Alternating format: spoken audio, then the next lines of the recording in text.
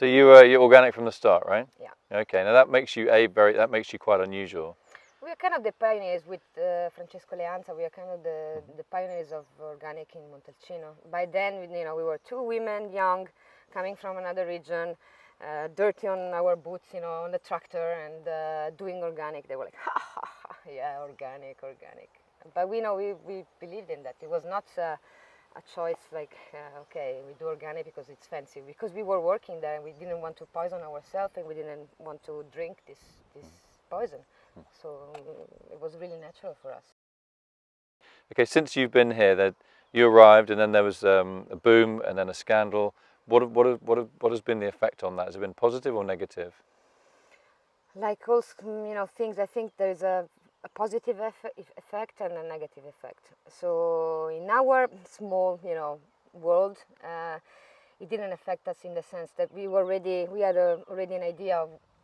It's just our way of working. It's step by step. We don't we think of the future, but it's always with what we have, and it's a slow living. And making wine in Montalcino, it's the most expensive wine, most well-known wine in Italy nowadays.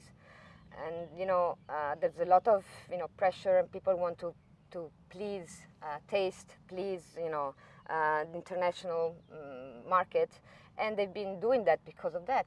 I mean, the request was so high that people, they even didn't need to go and sell it. They were staying home and they would sell it. So probably the money, the easy money, made them a bit lazy. Yeah. Okay. And probably also, I think there is a little bit of what journalists asked, or there was a moment. The taste. General taste. Yes. So people were looking, and like now, I think in Montalcino it's changing in the very opposite way. Now there was a moment where people were looking towards Bordeaux in style.